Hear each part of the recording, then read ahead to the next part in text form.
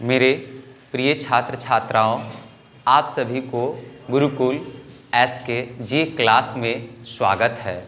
मैंने आप सभी लोगों से कहा था कि मैं प्रत्येक दिन रूटीन के अनुसार सिलेबस बाय सिलेबस, विषय बाय विषय आपको सब्जेक्टिव और ऑब्जेक्टिव देता रहूँगा। तो आज क्लास 12 के सब्जेक्ट के अनुसार आज पोल साइंस का ऑब्जेक्टिव लेकर मैं आया हूँ। तो कृपया आप सभी छात्र छात्राओं इन सारे ऑब्जेक्टिव क्वेश्चन को देखेंगे, क्योंकि यह प्रथम पाठ का आगे का प्रश्न है जो आप सभी लोगों के लिए बहुत ही इम्पोर्टेंट है। तो आइए आज चले हम लोग सारे ऑब्जेक्टिव क्वेश्चन को देखें जो आप लोग को कंपटीशन और सिलेबस दोनों के लिए महत्वपूर्ण है। आपके सिलेबस की पढ़ाई हो रही है और कंपटीशन में भी ये सारे प्रश्न आपसे पूछे जा सकते हैं, तो एक पंथ दो काज आपका हो जाएगा। इसलिए आइए हम सब लोग मेहनत करके इन सारे क्वेश्चनों को सॉल्व करें। चलिए आगे चले मेरे प्रिय छात्र छात्राओं।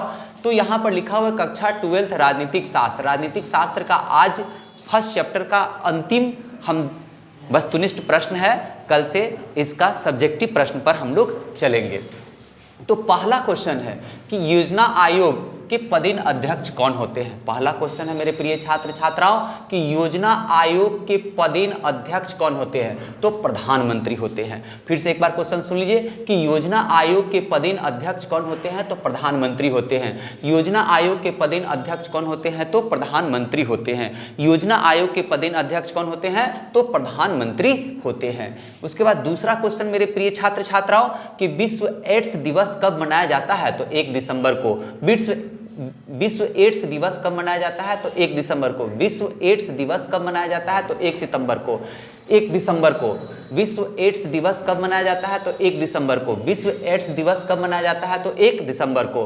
उसके बाद तीसरा क्वेश्चन है कि भारतीय राष्ट्रीय कांग्रेस की स्थापना कब हुई थी। तो 1985 ईस्वी में हुई थी। भारतीय राष्ट्रीय कांग्रेस की स्थापना कब हुई थी। तो 1985 ईस्वी में हुई थी। भारतीय राष्ट्रीय कांग्रेस पार्टी की स्थापना कब हुई थी। तो 1985 ईस्वी में हुई थी। चौथा क्वेश्चन है कि राज्य पुनर्गठन आयोग की स्थापना कब हुई थी। तो 1956 में हुई थी। मेरे प्रिय छात्र छात्राओं, चौथा क्वेश्चन है कि राज्य पुनर्गठन आयोग की स्थापना कब हुई थी। अगर यह प्रश्न आ जाए तो आप 1956 छाप दीजिएगा। फिर से क्वेश्चन, राज्य पुनर्गठन आयोग की स्थापना कब हुई थी। तो 1956 ईस्वी में हुई थी। राज्य पुनर्गठन आयोग की स्थापना कब हुई थी। तो 1956 ईस्वी में हुई थी। उसके बाद पांचवा क्वेश्चन है कि भारतीय राष्ट्रीय कांग्रेस के प्रथम महिला अध्यक्ष कौन थे। तो एनी बेसेंट थे। पांचवा क्वेश्चन है कि भारतीय राष्ट्रीय कांग्रेस के प्रथम महिला अध्यक्ष कौन थे। तो एनी बेसेंट थे। अगर मेरे प्रिय छात्र छात्राओं यह क्वेश्चन अगर परीक्षा में आ जाए कि भारतीय राष्ट्रीय कांग्रेस के प्रथम महिला अध्यक्ष कौन थे, तो एनी बेसेंट आप छाप दीजिएगा। क्या छाप दीजिएगा आप। एनी बेसेंट आप छाप दीजिएगा। फिर से एक बार क्वेश्चन सुन लीजिए। पांचवा क्वेश्चन क्या कह रहा है कि भारतीय राष्ट्रीय कांग्रेस के प्रथम महिला अध्यक्ष कौन थे। तो एनी बेसेंट थे। कौन थे। तो एनी बेसेंट थे। कौन थे। तो एनी बेसेंट थे। फिर छठा क्वेश्चन है बुआ कि 1952 ईस्वी में किस संगठन की स्थापना की गई थी। तो राष्ट्रीय विकास परिषद की गठन की गई थी। 1952 ईस्वी में किस संगठन की स्थापना की गई थी। तो राष्ट्रीय विकास परिषद की गठन की गई थी। 1952 में किस संगठन की स्थापना की गई थी। तो राष्ट्रीय विकास परिषद की स्थापना की गई थी। अगर यह क्वेश्चन परीक्षा में आ जाए कि 1952 ईस्वी में किस संगठन की स्थापना की गई थी, तो आप सीधे छाप दीजिएगा राष्ट्रीय विकास परिषद की स्थापना की गई थी। राष्ट्रीय विकास परिषद की स्थापना की गई थी। सातवां क्वेश्चन है मेरे प्रिय छात्र छात्राओं कि भारत में नई आर्थिक नीति की शुरुआत किस प्रधानमंत्री ने किया था। तो मनमोहन सिंह ने किया था।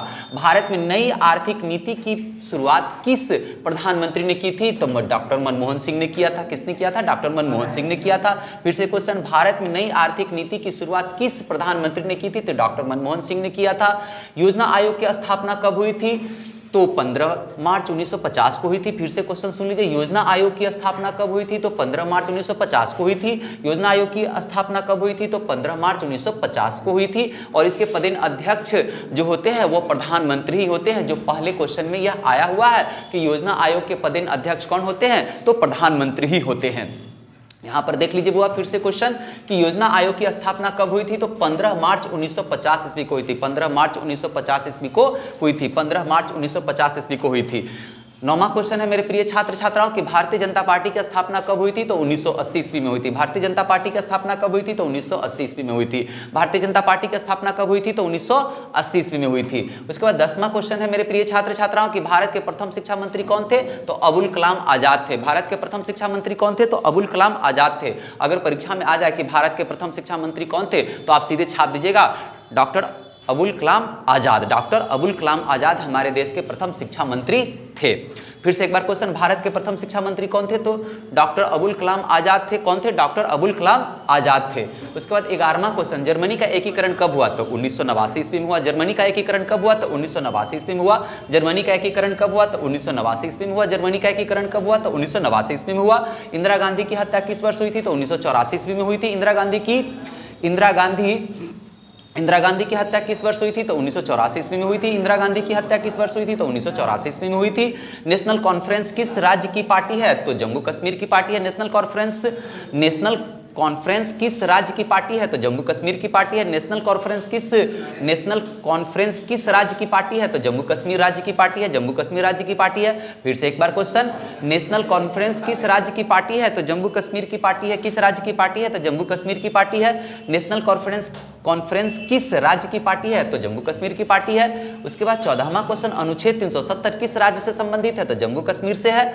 फिर से प्रश्न सुन लीजिए मेरे प्रिय छात्र छात्राओं कि अनुच्छेद 370 किस राज्य से संबंधित है? तो जम्मू कश्मीर से है। अगर परीक्षा में यह क्वेश्चन आ जाए कि अनुच्छेद 370 किस राज्य से संबंधित है, तो आप सीधे छाप दीजिएगा जम्मू कश्मीर से। जम्मू कश्मीर राज्य से संबंधित है। जम्मू कश्मीर राज्य से संबंधित है। 15वां क्वेश्चन है कि सूचना का अधिकार कानून किस वर्ष लागू हुआ था? तो 2005 ईस्वी में सूचना का कानून किस वर्ष लागू हुआ था? तो 2005 में लागू हुआ था।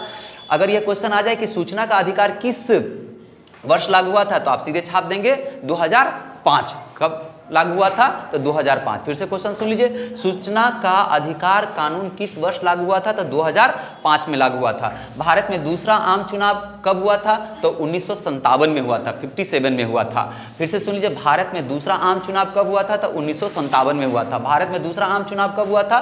तो 1957 में हुआ था। 7वां क्वेश्चन, विश्व श्रम संगठन का मुख्यालय कहाँ है? तो जिनेवा में है। कहाँ है? तो जिनेवा में है। फिर से क्वेश्चन मेरे प्रिय छात्र छात्राओं सुन लीजिए कि विश्व श्रम संगठन का मुख्यालय कहाँ है? तो जिनेवा में है। कहाँ है? तो जिनेवा में है। कहाँ है? तो जिनेवा में है। 18वां क्वेश्चन फिर से सुन लीजिए मेरे प्रिय छात्र छात्राओं, यूरोपीय संघ के सदस्यों की मुद्रा क्या है? तो यूरो है। यूरोपीय संघ के सदस्यों की मुद्रा क्या है? तो यूरो है। यूरोपीय संघ के सदस्यों की मुद्रा क्या है? तो यूरो है। यूरोपीय संघ के सदस्यों की मुद्रा क्या है? तो यूरो है। 19वां क्वेश्चन, भारत में हरित क्रांति के जनक किसे कहा जाता है? तो MS कृष्णा स्वामीनाथन को कहा जाता है। भारत में हरित क्रांति के जनक किसे कहा जाता है?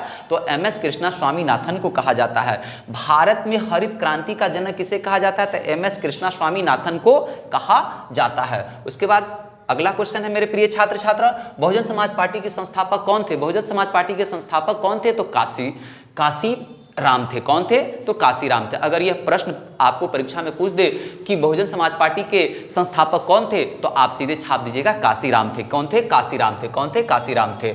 उसके बाद अगला क्वेश्चन है कि भारतीय संविधान किस वर्ष अंगीकृत हुआ था? तो 1949 ईस्वी में। भारतीय संविधान किस वर्ष अंगीकृत हुआ था? तो 1949 ईस्वी में। 1949 ईस्वी में। एक बार फिर मेरे प्रिय छात्र छात्राओं, आप इन सारे क्वेश्चन को एक बार फिर से देख लीजिए। एक बार फिर से देख लीजिए, योजना आयोग का पदेन अध्यक्ष कौन होता है? तो प्रधानमंत्री होता है। योजना आयोग का पदेन अध्यक्ष कौन होता है? तो प्रधानमंत्री होता है। विश्व एड्स दिवस कब मनाया जाता है? तो 1 दिसंबर को मनाया जाता है। भारतीय राष्ट्रीय कांग्रेस की स्थापना कब हुई थी? तो 1885 ईस्वी में हुई थी। भारतीय राष्ट्रीय कांग्रेस की स्थापना कब हुई थी? तो 1885 ईस्वी में हुई थी। राज्य पुनर्गठन आयोग की स्थापना कब हुआ था? तो 1956 में हुआ था। उसके बाद भारतीय राष्ट्रीय कांग्रेस के प्रथम महिला अध्यक्ष कौन थे? तो एनी बेसेंट थे। भारतीय राष्ट्रीय कांग्रेस के प्रथम महिला अध्यक्ष कौन थे? तो एनी बेसेंट थे। उसके बाद 1952 ईस्वी में किस संगठन की स्थापना की गई थी? तो राष्ट्रीय विकास परिषद की गठन की गई थी। उसके बाद है भारत में नई आर्थिक नीति की शुरुआत किस प्रधानमंत्री ने की थी? तो डॉक्टर मनमोहन सिंह ने किया था। भारत में नई आर्थिक नीति की शुरुआत किस प्रधानमंत्री ने किया था? तो डॉक्टर मनमोहन सिंह ने किया था। उसके बाद है योजना आयोग की स्थापना कब हुई थी? तो 15 मार्च 15 मार्च 1950 को हुई थी। यहाँ पर क्वेश्चन है कि योजना आयोग की स्थापना कब हुई थी, तो 15 मार्च 1950 को हुई थी। फिर अगला क्वेश्चन, भारतीय जनता पार्टी की स्थापना कब हुई थी, तो 1980 ईस्वी में। भारतीय जनता पार्टी की स्थापना कब हुई थी, तो 1980 ईस्वी में हुई थी। भारत के प्रथम शिक्षा मंत्री कौन थे, तो डॉक्टर अबुल कलाम आजाद थे। भारत के प्रथम शिक्षा मंत्री कौन थे, डॉक्टर अबुल कलाम आजाद थे। उसके बाद है जर्मनी का एकीकरण कब हुआ, तो 1989 ईस्वी में। जर्मनी का एकीकरण कब हुआ, तो 1989 ईस्वी में। जर्मनी का एकीकरण कब हुआ, तो 1989 ईस्वी में। इंदिरा गांधी की हत्या किस वर्ष हुई थी, तो 1984 में। इंदिरा गांधी की हत्या किस वर्ष हुई थी, तो 1984 में। नेशनल कॉन्फ्रेंस किस राज्य की पार्टी है, तो जम्मू कश्मीर की पार्टी है। नेशनल कॉन्फ्रेंस किस राज्य की पार्टी है, तो जम्मू कश्मीर की पार्टी है। उसके बाद अगला क्वेश्चन है कि अनुच्छेद 370 किस राज्य से संबंधित है, तो जम्मू कश्मीर से। अनुच्छेद 370 किस राज्य से संबंधित है, तो जम्मू कश्मीर से। अनुच्छेद 370 किस राज्य से संबंधित है, तो जम्मू कश्मीर से। फिर सूचना का अधिकार कानून किस वर्ष लागू हुआ था, तो 2005 में। सूचना का अधिकार कानून किस वर्ष लागू हुआ था, तो 2005 में। भारत में दूसरा आम चुनाव कब हुआ था, तो 1957 में। 1957 में भारत में दूसरा आम चुनाव कब हुआ था, तो 1957 में। विश्व श्रम संगठन का मुख्यालय कहाँ स्थित है, तो जिनेवा में। कहाँ स्थित है, जिनेवा में। कहाँ स्थित है, जिनेवा में। यूरोपीय संघ के सदस्यों की मुद्रा क्या है, तो यूरो है। यूरोपीय संघ के सदस्यों की मुद्रा क्या है, तो यूरो है। भारत में हरित क्रांति के जनक कौन थे, तो एम एस कृष्णा स्वामी थे। कौन थे, तो एम एस कृष्णा स्वामी नाथन जी थे। उसके बाद है बहुजन समाज पार्टी की स्थापना किसने किया था, तो काशीराम ने। बहुजन समाज पार्टी की स्थापना किसने किया था, तो काशीराम ने। उसके बाद क्वेश्चन है कि भारतीय संविधान किस वर्ष अंगीकृत हुआ था, तो 1949 में। क्वेश्चन है फिर से एक बार सुन लीजिए, भारतीय संविधान किस वर्ष अंगीकृत हुआ था, तो 1949 में। मेरे प्रिय छात्र छात्राओं, यहाँ पर ये जितने सारे क्वेश्चन है सब आपके सिलेबस से है और कंपटीशन के लिए भी बहुत महत्वपूर्ण है।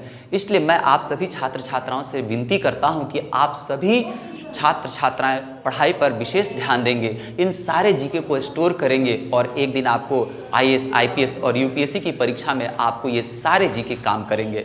लेकिन मैं देख रहा हूँ कि आप सभी लोग मन से मेहनत नहीं कर पा रहे हैं, क्योंकि बहुत सारे बच्चे कुछ भी कमेंट्स में लिखकर नहीं बता रहे कि हाँ सर हम लोग इससे क्या लाभ ले रहे हैं, क्या नहीं ले रहे हैं। अगर आप लोग कमेंट करके हमको बताते रहते हैं तो हमें और ऊर्जा मिलती है ताकि मैं आप लोग के लिए और कुछ कर सकूं। लेकिन अभी मैं देख रहा हूं कि परीक्षा के बाद से सारे बच्चे नीरस हो गए हैं। नहीं, अभी हम लोग का सफ़र ख़त्म नहीं हुआ है, अभी हम लोग का सफ़र की शुरुआत है और अभी हम लोग को एक लंबा सफ़र तय करना है और इसके लिए हम लोग को बड़ी मेहनत से और एकाग्रचित होकर परिश्रम करते रहना है, क्योंकि परिश्रम का एक ही मूल मंत्र है, वो है सफलता का एक ही मूल मंत्र है, वो है परिश्रम। इसलिए हम सब लोग परिश्रम करते रहेंगे। आपको पता है कि विद्यार्थी का क्या अर्थ होता है, तो विद्या को चाहने वाले को विद्यार्थी कहते हैं। इसलिए आप लोग विद्या की चाहत को बढ़ाइए और इन सारे पठन पाठन को अपने अंदर उतारने का प्रयास कीजिए। इन्हीं शब्दों के साथ मैं आप सभी से विदा लेता हूँ और कल फिर मैं ज्योग्राफी का ऑब्जेक्टिव लेकर आप लोग के सामने आऊँगा, क्योंकि आज एक चैप्टर पॉलिटिकल साइंस का खत्म हुआ। मैंने लगातार कई दिनों से पॉलिटिकल साइंस का ऑब्जेक्टिव क्वेश्चन दिया है, लगभग 100 से 150 से ऊपर ऑब्जेक्टिव क्वेश्चन मैंने एक चैप्टर से दिया है। अगर आप ये सब चैप्टर बाय चैप्टर सारे ऑब्जेक्टिव क्वेश्चन को याद करेंगे तो फिर आपका जीके कितना स्ट्रांग हो जाएगा, फिर आप अपनी सफलता को कितना अच्छे तरीक़ों से सफल कर सकते हैं। इसलिए मेरे प्रिय छात्र छात्राओं, आपसे मेरा निवेदन है कि खूब मन लगाकर पढ़ाई कीजिए और गुरुकुल एसकेजे इस चैनल को सब्सक्राइब कीजिए, लाइक कीजिए, शेयर कीजिए, ताकि सभी छात्र छात्राओं को इसका लाभ मिल सके। धन्यवाद।